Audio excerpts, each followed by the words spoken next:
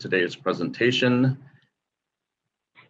about the top scams targeting older Coloradans. My name is Mark Vetterhoff, and I'm with the AARP Elder Watch program. And I would like to welcome a very special guest, Detective Therese Williams from the Morrison Police Department. Very excited to be doing today's presentation in conjunction with her. And would you just say a couple things about yourself, Detective Williams? Absolutely. I'm Detective Therese Williams. I work with the Morrison Police Department in Morrison, Colorado. We're a very small department. However, we do still see a lot of these financial crimes come through. Just to give you a little background, I've done a lot of work as a patrol officer first before I became detective. I've been in this role for a little over a year. And I hope to share kind of what I've come across on the field so that it could just educate and help prevent these from happening to anyone down the road. That's wonderful, and I'm so excited to be joined by you today. I know you'll have some real stories that you can share with us about what you've been hearing and different scams that you get reported to your police department. So I'm really excited to do this. It's so often I end up doing these by myself, so it's fun to have some extra excitement and fodder to today's presentation. So thanks for joining me, and thanks for reaching out to Elder Watch to do this presentation in conjunction with you. Absolutely, I'm excited. And just real quick, for those of you who are not familiar with Elder Watch is a 20-year partnership between AARP and the Colorado Attorney General's Office. We do a lot of work in terms of outreach and education to older Coloradans and all over the state. And so, doing it in doing this presentation in a great smaller community like Morrison is fantastic. We also have a resource that's part of the Colorado Attorney General's Consumer Complaint Line. It's at the Elder Watch Helpline, and so that is a volunteer staffed helpline. We get between 200 and 300 calls a month on that helpline. In our office, also, we do manage the AARP National Fraud Watch Network helpline, so we get lots and lots of complaints on that helpline as well. And so we really have a good understanding of the different types of frauds and scams that are targeting older Coloradans, but also older adults all across the country. So why are older adults targeted for financial fraud and scams? I have a list of some right up here. They're seen as more trusting, potentially seen as having wealth or a steady source of income.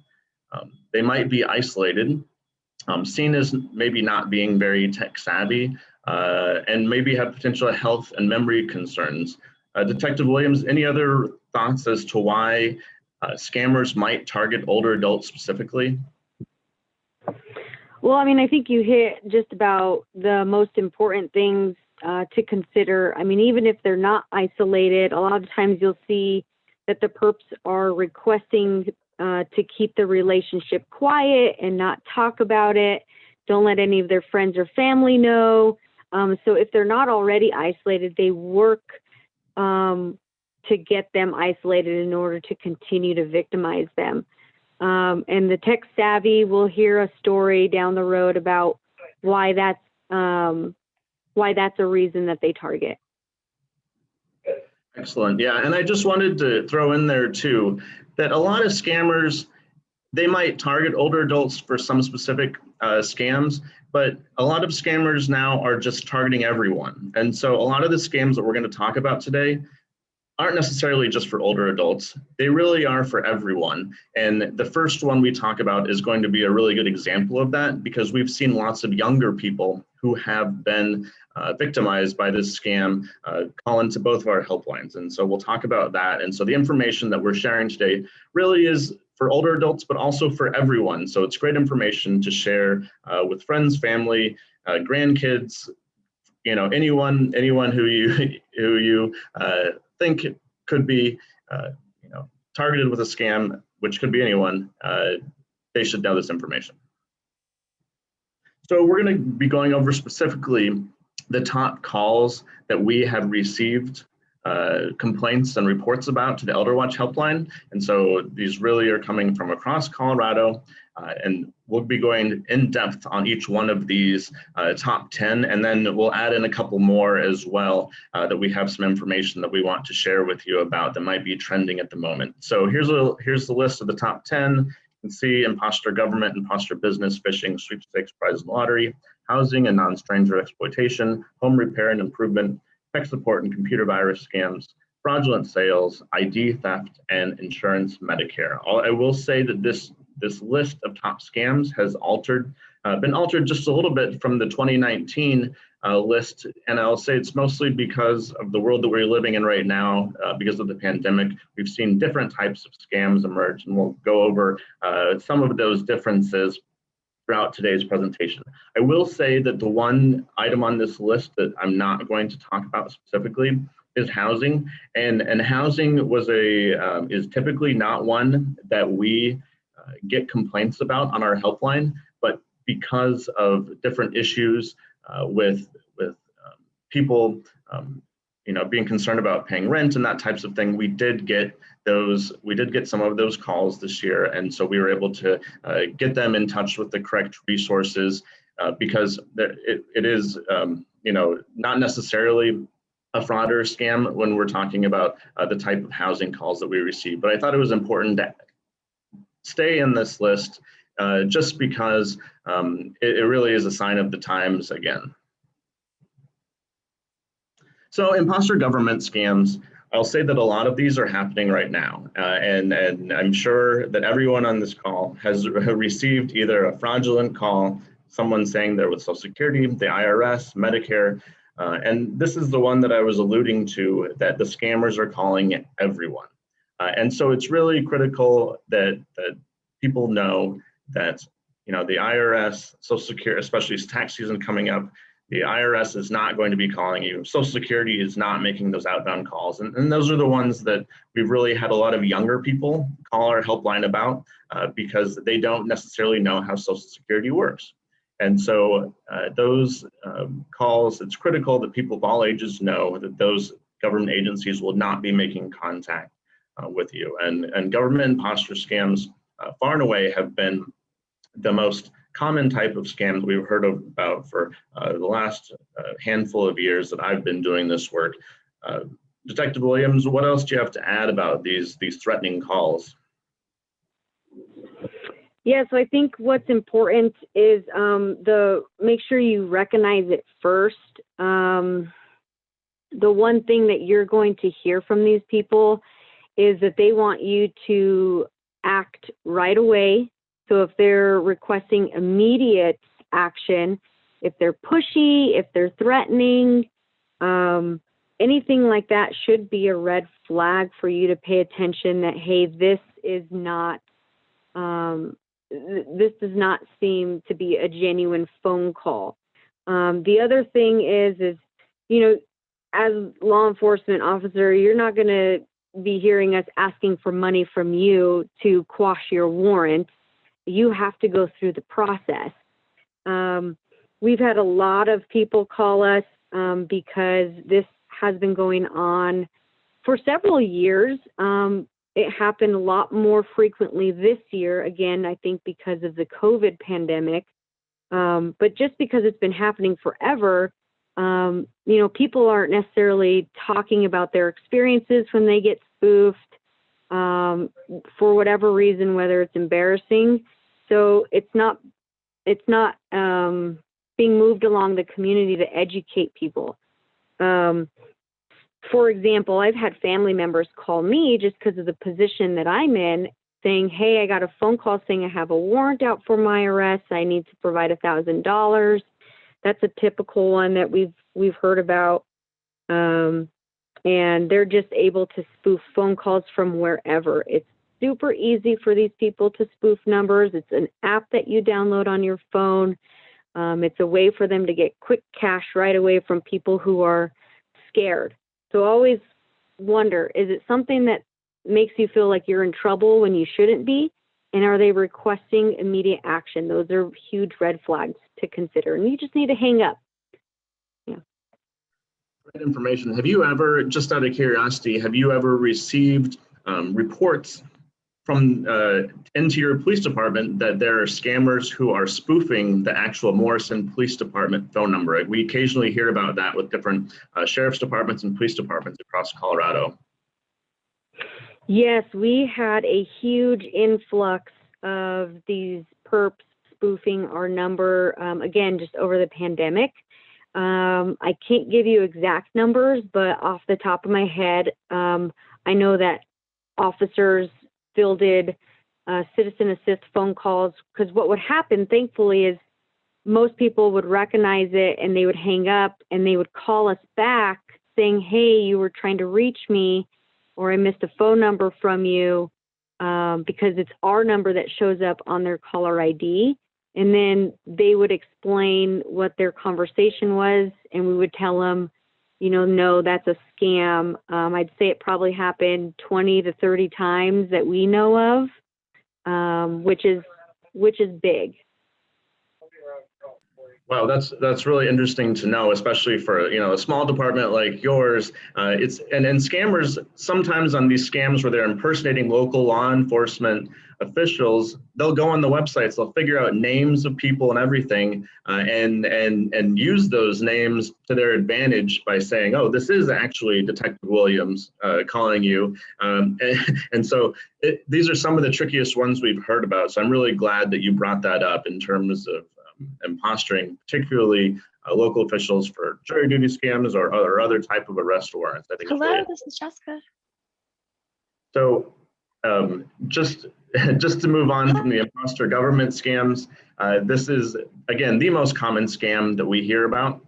And don't, you know, fall prey to these guys. Just hang up. It's not worth your time or your effort. If you ever have any doubt, you can reach out to the officials with their known number. The next most common scam. No, I'm sorry. I've got like a.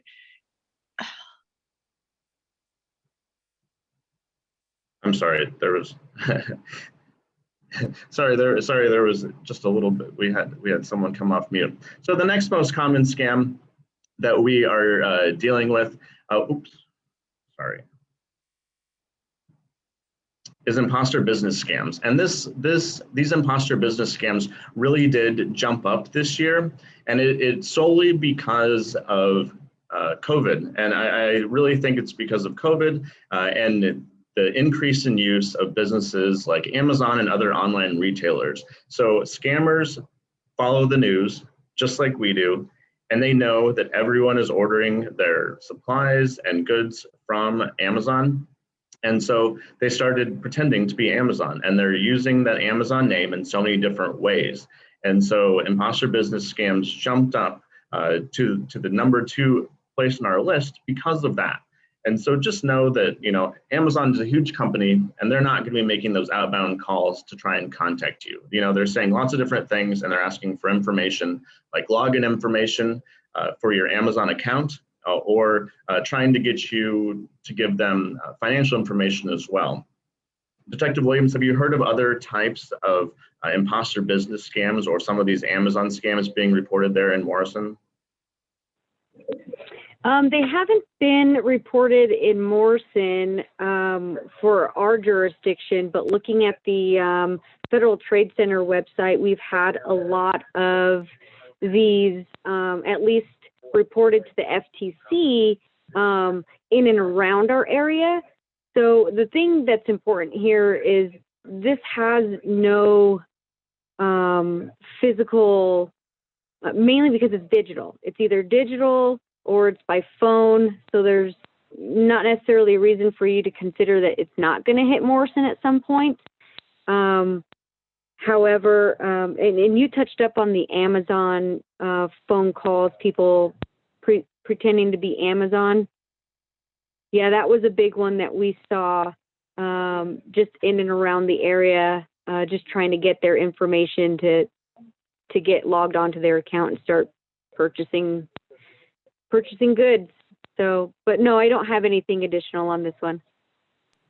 Yeah, definitely. And you brought up a good point. If you have a phone, you really have the potential to have exposure to this type of a scam because, again, the FTC numbers that we've seen still tell us that about 70% of scams that are reported are still being perpetrated over the phone. While we are seeing more online-based scams, the numbers still show that phones are the number one way that scammers are getting a hold of their victims. And so it's really important to remember that. Really important to remember that any of these businesses that might be contacting you, there's a good chance, especially if it's a large entity like Amazon, that it is not actually them contacting you. They're not going to be making those outbound calls. Do you have anything else to add? I just was reminded that these can go along the lines of a charity scam. I know that's just going to be briefly mentioned down the road in this presentation, but that's the thing is they're initiating contact with you normally, and if it's something that actually does hit your heartstrings to provide any kind of money to charities, and think about what we've been through this past year with all the fires in Colorado, with people struggling financially, everything. They will exploit people's suffering to try and get money from you. And that's just another thing to remember. If that's something that you want to do, that's great. Just make sure you go through reputable businesses. And a lot of times the local news will have a list of charities to provide to, but it's just something to consider. I think it does align with this slide for sure. Yeah, definitely. And yeah, we'll talk a little bit more later about unsolicited or charitable giving, but yeah, unsolicited phone calls, saying if they're from a business or a charity, are ones to be skeptical of, right? So just be extra cautious of any unsolicited phone call and reach out to those entities yourself if you have a question for them. So the next one that I want to talk about is phishing. And so phishing can be similar to the government imposter scams as well as the business imposter scams. But essentially, it's someone who's contacting you from a reputable entity like a business or the government, and they're doing it by email, phone, text, any way possible. We're seeing a lot more text recently, but a lot of these are associated directly, or a lot of people associate them directly with email. And claiming to be with Social Security or Medicare, a bank. Some of the best ones I've seen are coming from a bank like Wells Fargo or Chase or Bank of America, just because there are a lot of people who bank with those entities. Also from PayPal, eBay, other types of online retailer entities as well, some really good ones. It's really important, especially if you get an email like this or you get a text like this, that you are not clicking on the links, that you're not downloading any of the documents associated with them, because it could be something that's harmful to your computer, but also direct you to a place that is not that actual entity. So just be really careful about these. Hang up and avoid any of these attempts if it comes via phone call, or delete the emails and texts, mark them as spam, so you don't get them anymore. Anything else to add on this, Detective Williams? Yeah, I think this one's important too. I have a little example as to what happened here in Morrison last year. So what happened was, I think, and it happened a lot to younger people, and it's because of the new way that these teenagers are communicating, normally by text message or Facebook. So a lot of times what would happen is these people are professionals, and you got to consider them as professionals. We've had reports that people's Facebooks were hacked, and so it looks like a friend requesting help to another friend. But the thing that you need to remember is, if they're asking you for money, consider how are they asking you for money. A lot of times this was through the gift cards and the Apple Pay and the Venmo. So what would happen is, let's say I have a Facebook and my let's just say my friend Amy has a Facebook. Her Facebook gets hacked, and then she Facebook messages me saying, hey, I'm in trouble. My car's broken down. I need you to send money to me immediately. So there's that urgency that they're asking for. And then they're going to ask that you go buy a gift card, and you scratch off the numbers on the gift card and you send them the gift card so that they can just put it in, or Apple Pay, and Venmo. If you aren't already friends on Venmo, that's something to be cautious about, because they could just imitate whoever they want to be on Venmo as well. So just understand that this tech savvy kind of stuff happens all the time. Does anyone have any questions about the Facebook? Well, I guess we'll go over that later. And then one more instance that happened I thought was very intriguing, because there were a lot of steps that this perpetrator had to do, was they would text someone with a spoofed number, again, asking for assistance, saying, hey, I need help. I need you to do me a favor, anything like that. And what they did was they converted that text message into a phishing, because they asked for the person's mobile bank account. So these victims gave the information. They gave away their mobile banking account numbers, their passwords, basically allowing this perpetrator to go online and access their entire banking, mobile online banking. And what they would do is they would scroll down and they would find a check that was mobile deposited by their employer. And what they would do is then they would make a fraudulent check with the information showing that it was somehow related to someone that they knew.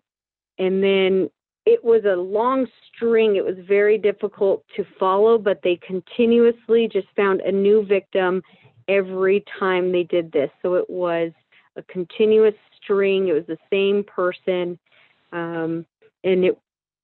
What they did was, when they were able to gain all the information, create the fraudulent checks, they would text the person back and say, okay, great, I'm going to deposit this check into your bank account, and it will show up so it looks legitimate to this victim.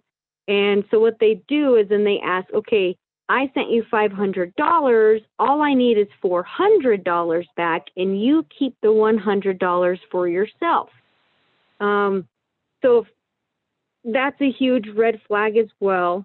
It's when you're receiving money to help somebody else out, especially if you don't know them and they go through these avenues. Well, what would happen is they are responsible for the entire $500 that was, or the entire $400 that they took out of their bank account and gave it to this perpetrator.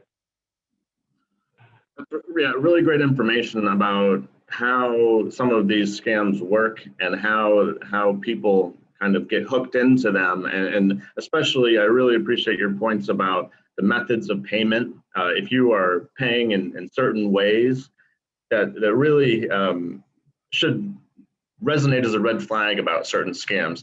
And just because you have been talking about a little bit and talking about some reports, some loose reports that you've had, how easy is it in these types of online scams that you see to find the perpetrator? You're in law enforcement. How easy is it to get these guys?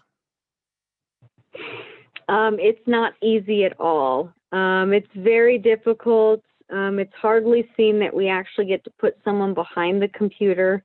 And a lot of that times is because they're professional. They understand that they can hide behind the computer and I could go into all kinds of technical stuff that they do, like using VPN proxies, and the other part is our process in investigating these are very slow, because we have to follow procedures and legal requirements and asking information. So it's very difficult to figure out who these people are. And just because your victim's in Morrison doesn't mean that the scammer's in Morrison. The scammer could be in Denver or Mumbai or or Kingston, wherever you name a place, right? And so that makes it really difficult for you all as well, right? Yeah, I mean, just one particular case, this person, and it's obviously unreasonable, but he or she is, overseas and in the U.S., and they're jumping around according to, wherever these IP addresses are stating that they're at, which we know is not true. It's just their ability to jump around behind these proxy servers. So yeah. Yeah, the computer and internet are great things, but they are also a great thing for scammers. So that's, it's the life and times that we live in. It's great to have these resources, but it also gives scammers lots of opportunities as well. So the next one that we're going to talk about, for some reason, we've been getting a lot of reports of these, again, recently, are sweepstakes, prize, and lottery scams. And so a really important thing to remember is that you should never send money to receive money. That's the bottom line on any of these scams. And I wish I could really ingrain that into everyone's head that, if someone tells you you won the Publishers Clearinghouse and that you won $2.5 million in a new Mercedes, you should not have to pay any money in advance to receive those funds. And so if you receive an unsolicited phone call from someone saying that you did win the Publishers Clearinghouse, but you just need to send $2,500 to them in taxes, and they're going to use one of those methods of payment that Detective Williams talked about in some funky way, wiring money, sending via gift card, all those different ways to send money, it is a scam. And so I don't know if you've heard of any in your community that you've had reported like this, Detective Williams, or any examples of these sweepstakes, prize, and lottery scams, but they can be devastating. They can absolutely be devastating, mainly because once they realize that you are someone that believes you won something and that you're giving money, it can start off with $25. And then they'll say, hey, sorry, we actually need more money from you. And they'll do that. They'll continue to bring reasons up for you to provide more money. So you're not just looking at a one-time transaction. A lot of times this can actually happen over months, depending on how long you continue to believe this. There's been times where it's gone all the way up to the thousands of dollars for these victims. The other thing is also understand that if you do become a victim of one of these and you're like, they only got $14.99 out of me, magazine subscriptions are popular, where they're like, oh, your subscription is running out, you need to send for your renewal. And you're thinking, $14.99, not a big deal. Well, you need to understand that these people are throwing these out to everyone, so it actually accumulates to millions of dollars, which is why it's important, and we'll talk about later, to report it, even though you do or do not become a victim. Definitely, yeah. These scams, they're just, I think they're the worst. And if anyone wants to see a really sad movie about sweepstakes scams, I commonly recommend this, but it's a movie called Nebraska, and it's about a man who chases essentially sweepstakes like this, and it really has has a big effect on his entire family. So I'd recommend seeing that if you like sad movies. But it's really moving to see how these scams can really rip apart people's lives. So the next scam I want to bring up, I'm sad to see on the list, but it's also moved up the list this year. I think, and again, sign of the times, economic downturn and different issues around this makes people reverting to situations they might not in the past. So non-stranger exploitation is when a family or friend, caregiver, neighbor, someone who is known by the older adult is exploiting them financially. And this is most commonly perpetrated by family. It's obviously hard to recognize sometimes, and also can be a very difficult thing to report. And it is something that we've heard about more this year, just because people are home more, people might be in greater financial need. It falls under the category of elder abuse, but almost all of the issues that we hear about on our helpline have to do with financial exploitation, so just the taking of money. Typically, we direct these folks who need to report this to Adult Protective Services, which there's an APS office in every county. And Detective Williams, are you ever engaged in these types of investigations involving financial exploitation by a loved one? Sadly, this is probably one of the larger ones that we get involved in, and it's just because of the way that our neighborhood is set up here in Morrison, with a lot of older adults living here, especially with our nursing home. And these are very difficult because of the family dynamics and the emotions that are driven behind a lot of the accusations, or even just the violation itself. I don't want to talk specifically about any kind of cases, just because most of them are still ongoing right now. However, I think it's best for people to understand that it does happen. It happens quite often. And there's a difference between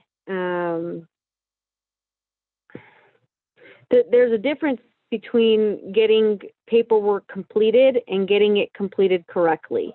And to be more specific on that, one way to protect yourself, protect your family, if you ever find yourself caring for an older adult, whether that's family or not, is that there are proper channels to go through in order to be that person's financial power of attorney.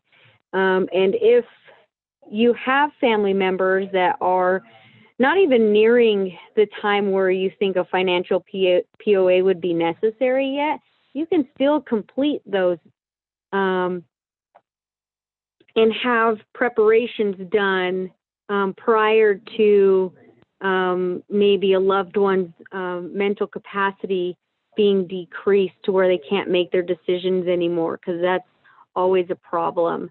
And there's going to be a lot of resources that I can share in regards to that. There's a lot of pro bono resources out there in regards to financial POAs in Jefferson County. You can find those on the Jefferson County website. You can find them at the Adult Protective Services website. There's a lot of lawyers that will spend that additional time without charging you to make sure that you understand what you're getting yourself into. And then also for, again, the POAs, the problems that we see is people will just download a general financial power of attorney paperwork off the internet without adding any kind of additional language. So if I were to, let's say, have my mom fill out a financial POA today, the way that I would do it was will probably be having a lawyer present to do this, and to have additional language in those POAs to better protect my mom in case family dynamics evolve down the road and people are fighting over money. What that will do, it will minimize, let's say, a sibling coming in and saying, no, I'm going to have mom fill out a new financial POA, and that's going to void your POA, and now my POA is the only one that matters. So unless there's language in there saying no additional POAs are allowed after this point, or, I mean, you can add whatever language you want, whatever suits your specific situation, so that it's completed properly and so that there's not this fight of how many POAs have been filed on top of each other. Yeah, thanks for sharing that information. I think that, I know that you see these types of cases and understand how difficult they are, and there's a lot to be said about it. But that family dynamic and getting everything in order in advance, I think, is so critical that you're talking about. And so I really appreciate that, especially from someone who I'm sure has to deal with this. As a case, hopefully not too much, but I'm sure it sounds like you see them a fair amount. So non-stranger exploitation, so important. Again, like Detective Williams said, just to know that this does happen out there. It's not, it's not just one type of person. It could be any type of family that might deal with a situation, or any type of older adult who might deal with this. So really important to know that. So the next really common scam that we hear about as part of our Elder Watch helpline is home repair and improvement scams. And so these types of scams really come in two different forms, or we explain them in two different ways. And so the first way would be kind of the fly-by-night worker who shows up at your house and says, oh, we just had some hail. I'm doing your neighbor's house, so would you like a new roof? I have a bunch of leftover shingles from their house, but I still need another couple $1,000s. I'll go buy the rest of the materials for your house, and then we'll get it done right away. And then they don't show up. So that kind of fly-by-night operation that we still do hear about, it definitely still happens across Colorado and across the country. So the kind of straight up scammer, as well as then issues that people have with an existing contractor that they have been working with. So again, we hear it commonly with roofers or yard people or people who are doing projects where the homeowner is not happy with whatever project it is, but they've engaged with this person and are trying to find a way out. And a lot of the times, those types of situations end up maybe in small claims court. I know there are different issues kind of in different municipalities, and hopefully Detective Williams can talk a little bit about these types of issues in Morrison. But a really important thing to remember about any work that you're having done in your house is to do your research, for who you're engaging with, whether it be, that person who's showing up at your door or, anyone else. Do your research before engaging with anyone. And hopefully that will solve some of the issues down the line with getting involved with a contractor or worker who you're not happy with. What else do you have to add for this one, Detective Williams? Yeah, so we haven't had any reports of this happening in our community, but it does happen. And that's not to say it hasn't happened and just hasn't been reported because it hasn't been recognized or considered important. A lot of times people do already have a refusal script and are like, no thanks, I don't need that done, and they won't think twice about it. However, your knowledge of knowing that, hey, that's kind of weird, now hopefully after seeing this, that will at least generate a phone call for us to go investigate. And that's the benefit about, again, just educating the community that these things do happen. People are not always trustworthy or doing the right thing, that they do have a willful mindset to defraud you. And again, that would be one service that we can provide to you guys is, hey, there's, some dude going, or, female or male going door to door. They went to my house and I saw them go to the neighbor's house, and it's just weird. Yeah, we can absolutely go check them out. We can request to see, business licenses or IDs, or trying to get some sort of confirmation as to why they are coming around door to door. The other thing that does is, even if we don't have a crime, we're able to identify them. That is one thing that we are capable, is that we can at least identify them, and then they're in our system, so that if, let's say 2 weeks from there, your neighbor agreed to allow this person to do this contract work, and they paid up front, and then they left the home repair half done. we could be like, oh yeah, I actually remember we were called to that neighborhood for a suspicious person saying that they wanted to do home repairs, and we identified them. So then, boom, we're already able to start our investigation on the party because we were able to identify them. Excellent. Yeah. So, I mean, definitely great that we can consider that, residents can consider your office a resource in terms of, shady people coming door to door. So important to know that. But again, do that research and don't engage probably with the door to door contractor. It's probably not the best idea. The next scam is one that often shows up at the very top of our list, but a little bit less this year, are the tech support and computer virus scams. And so essentially how these start up is either unsolicited phone call, or sometimes a pop-up window shows up on your screen telling you that there's a problem with your computer. And this person on the other line often says they're with a reputable computer company like Microsoft or Apple or HP or Dell or whatever it may be, and they're going to help you fix it. But they're going to need access to your computer, and they're also going to need, probably some form of payment. And so, just understand that these large computer companies like this are not making these outbound calls. Neither is Amazon. Amazon has been involved in their name is being used as tech support scams now as well. So they might ask for your login and password, but Amazon is not going to make those calls, as we talked about with regard to the imposter business. Detective Williams, have you heard of some of these in your community? I know they're one of the most prevalent scams targeting older adults in Colorado.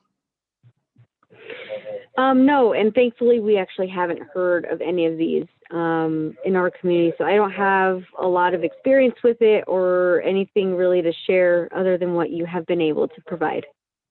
Excellent. Yeah, just know that when we've done surveys of Coloradans, that this scam ranks somewhere between 60 and 70% of Coloradans 50 plus have received this type of a scam attempt. So if you receive this phone call, or if you get a pop-up on your screen and it says they're with Microsoft and they're going to help you with your computer, know that you should disengage, shut off your computer, whatever you can do, hang up to get rid of these guys, because they are still out there and in full force. So those computer virus scams not going away.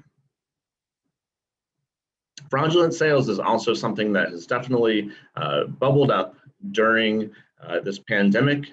A lot of it is because lots of people are buying and selling things online and not going to stores. So watch out for things like fake websites. Watch out for scams that are taking place on marketplace sites like Craigslist or Nextdoor or other types of entities like that, where people are buying and selling of goods. So be really cautious of that.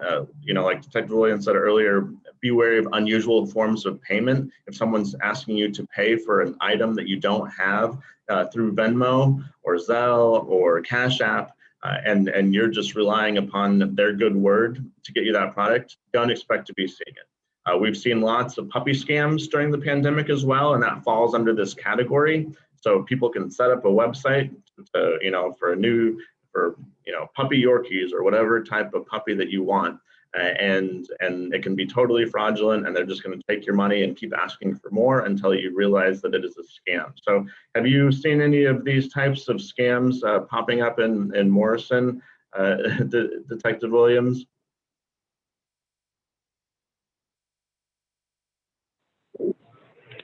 Not necessarily. Again, it's just kind of happening around the Morrison area, and I don't know why that is.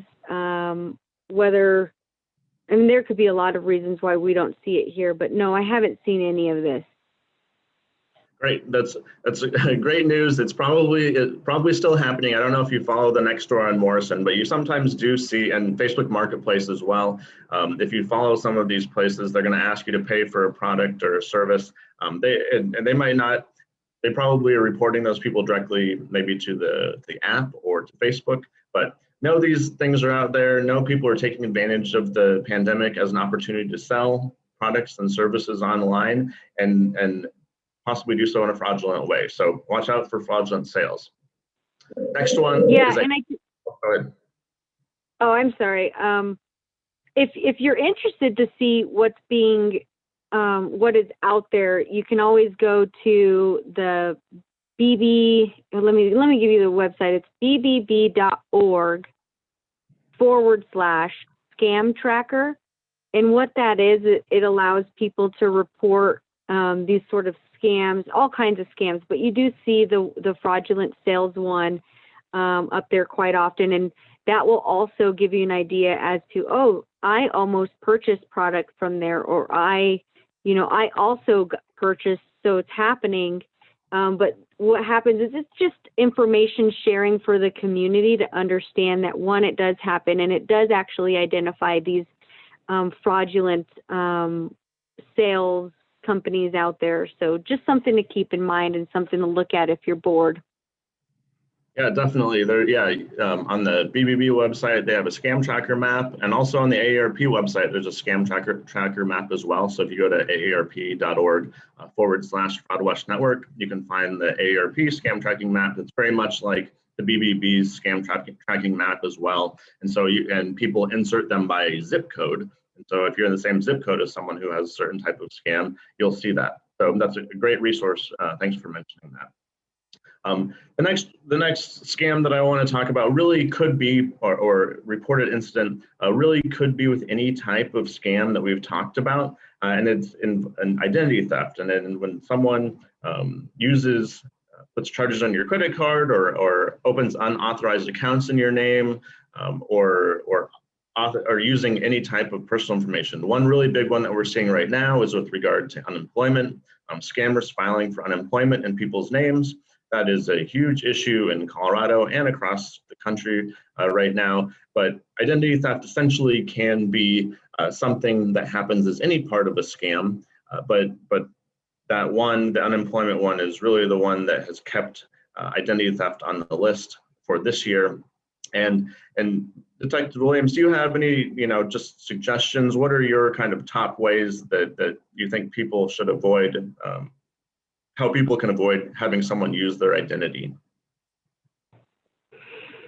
Yeah, I mean, ways to make sure that you don't become one of these victims is, a lot of the red flags that we've already been talking about today is anytime someone's asking for your sensitive information, don't provide it.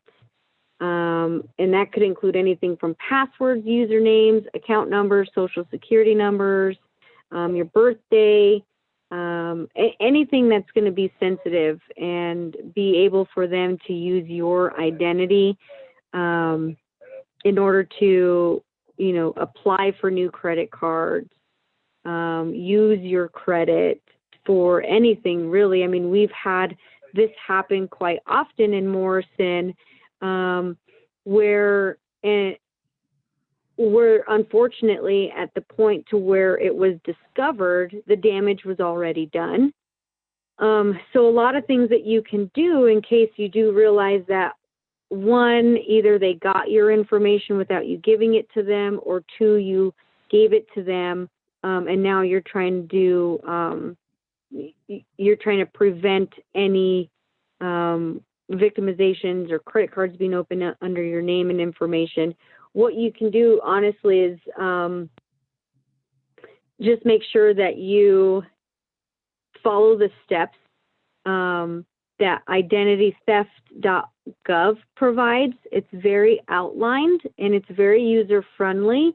If you're not a computer person, we have pamphlets here at the police station that you can ask for. All of our patrol officers do have them readily available to provide, so that it's like a workbook and it's a checklist depending on what has been done in regards to your identity. The other thing is obviously you'll need to start monitoring your credit, contact all the credit bureaus. A lot of people don't know that they can also request with the Social Security Department a freeze on their Social Security card.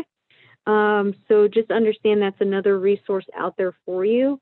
And then the one thing that can be done quickly is to change all of your passwords. Great advice, and identitytheft.gov is one of my favorite resources that I direct people to. So thank you for mentioning that website. Also, we've done surveys where we ask people if they check their annual credit report, and most people do not in Colorado. So, somewhere the numbers I've seen have been somewhere between 15 and 25% of Coloradans check their annual credit report every year. If you haven't done that, go to annualcreditreport.com. Again, it's www.annualcreditreport.com. And that's how you get your free annual credit report to see and make sure that people aren't opening accounts out there in your name. And so it's important resources to think about and proactively to avoid identity theft.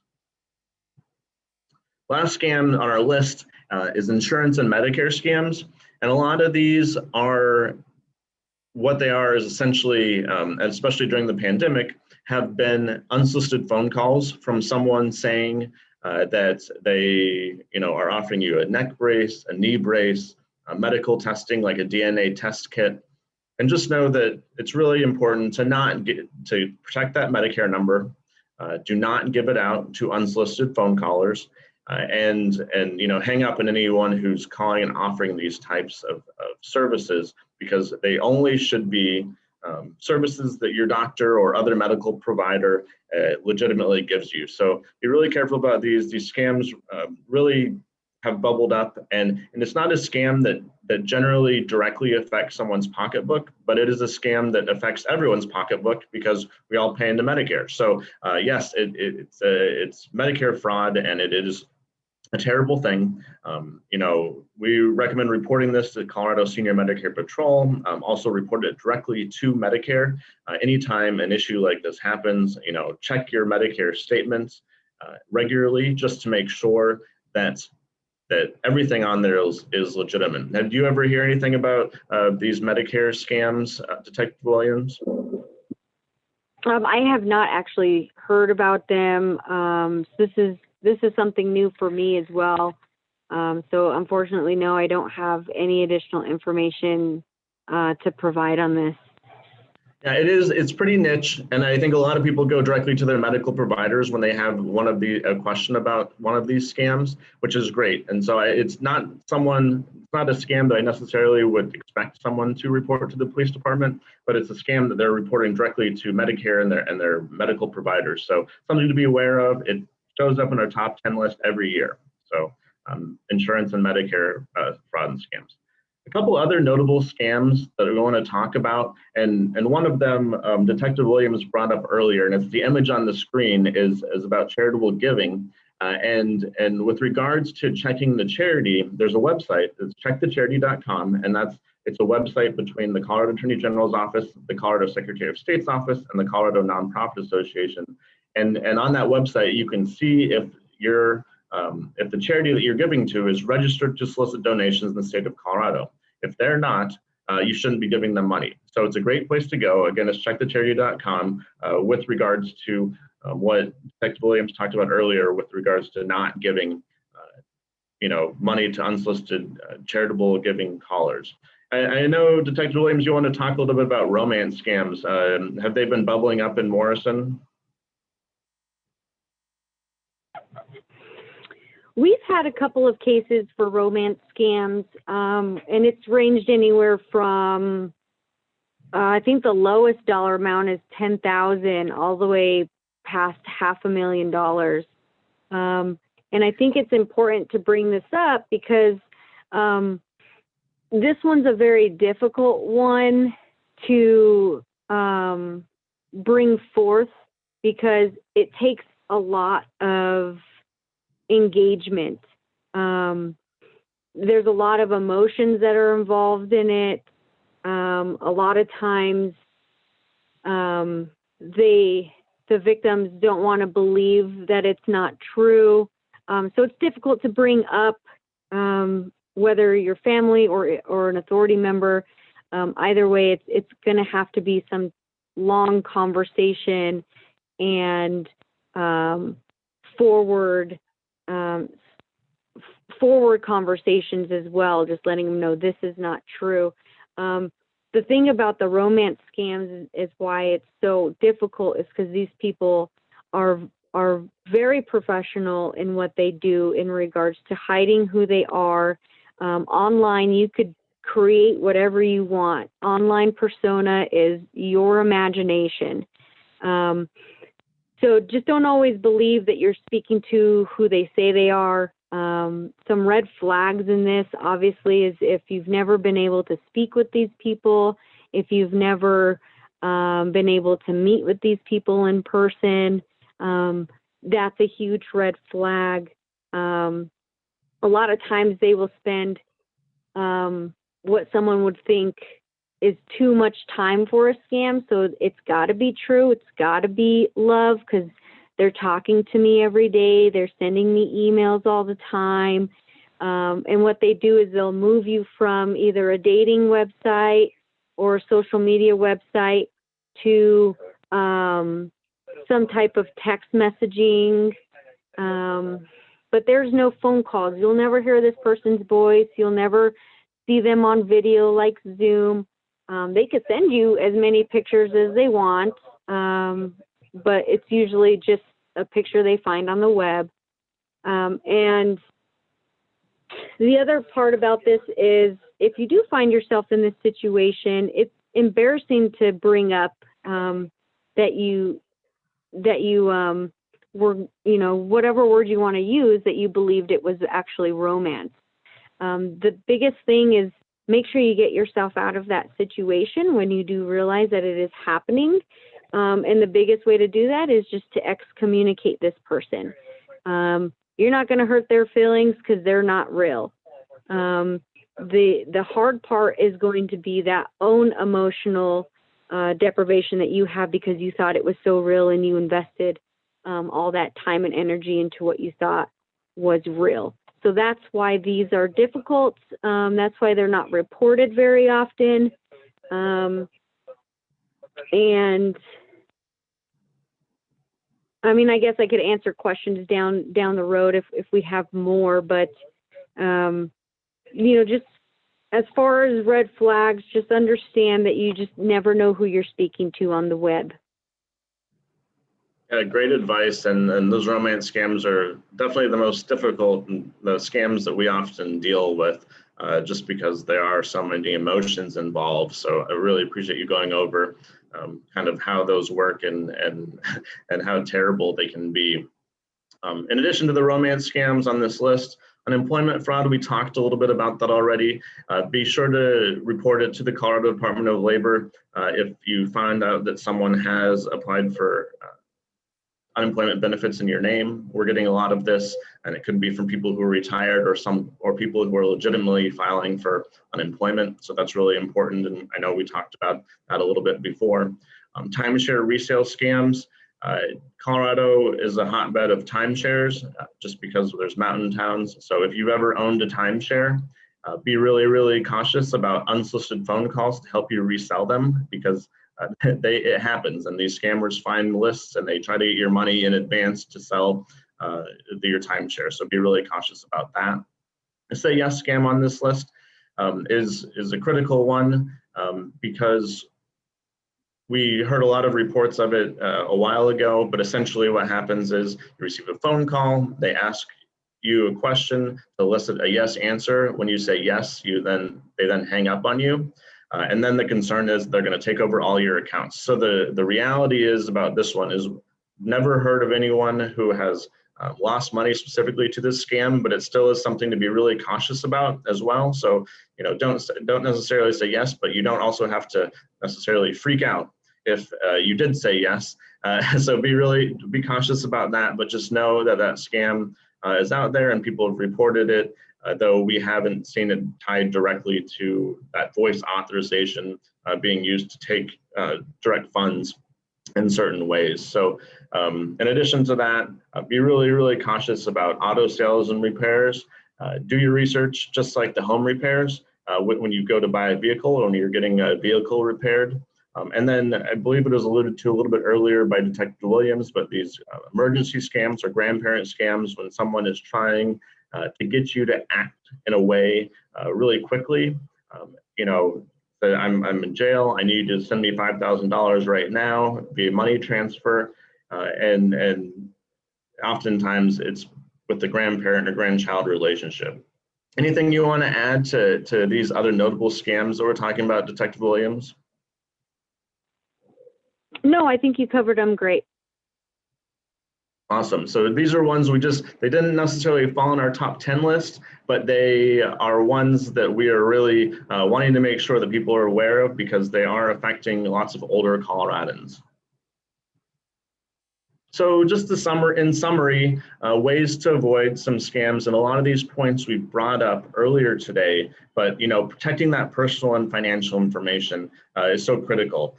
Managing your phone calls, because again, we mentioned before, so many of these scams are coming through over the phone. Doing your research, especially on when you're buying products and using businesses that you're not familiar with be sure to do your research. Avoid contact with any unknown entities. It's okay to be skeptical or rude.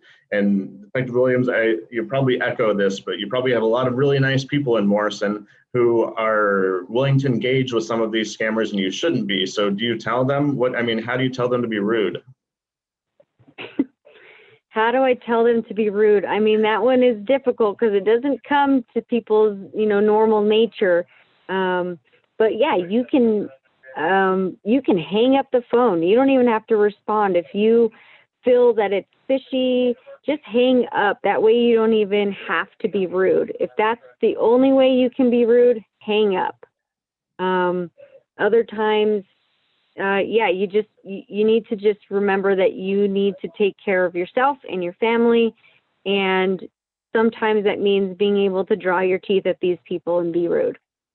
If someone's trying to take your personal or financial information, they're not out for you at all. And so it's a good time to hang up or a good time to disengage. And that I know might feel rude to a lot of people, but it's a good tactic to use so you don't get roped into something else you don't want to be involved with, right?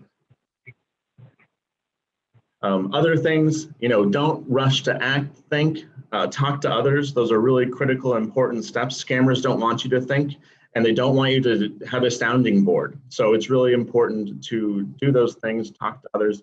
Consider unusual payment options, a red flag, and Detective Williams talked about these, some of the most common payment methods, wire transfers, gift cards, peer-to-peer payment apps, all those different types of things. When they're asking you for them, you don't know what it is really important to consider that a red flag. If it sounds too good to be true, we know it is.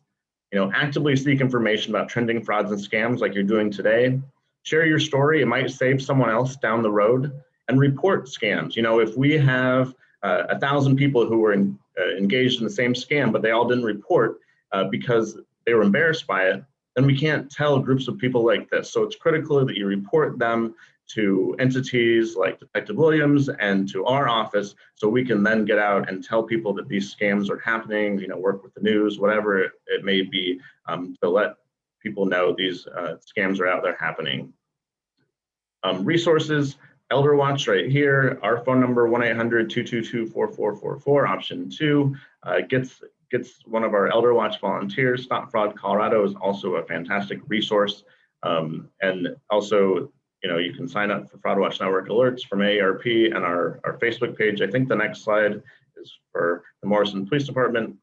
Detective Williams, there's her email address and office phone number if you have a question or something specific that you wanted to ask her or report about something going on in Morrison. Please let her know, because it would, it helps out that community. And with that, if there are any questions, we would be happy to answer them. I know a lot of the times people get on these and they they just want to listen and don't necessarily have questions, which is totally fine. But if you do have any questions, we'll hang on for just a second here. But anything else you wanted to add? Any last words of wisdom that you wanted to add, Detective Williams? I think summarizing it the way you did as far as how to avoid those scams, I would piggyback off of every single one of those options, because we forget that we have the world at our fingertips, because we all carry a cell phone, or we all at least have access to the internet. And I think people would be surprised if they just utilize Google you would be surprised what kind of responses you would see come up to show that it's happening all the time, and that you can be that rude person and tell them no. So yeah, I think you summarized this great. So if anyone has any questions, we can go from there. So one question that came in, what is your #1 prevention method? So what would you recommend in terms of being preventative and avoiding frauds and scams, kind of your go-to advice for someone?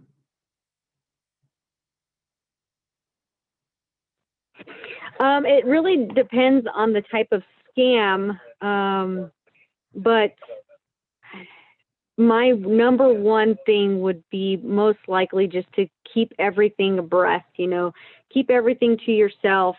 Don't give out information. Don't be as trustworthy. And change passwords. A lot of times we're hearing these people have passwords. They're the same password for everything.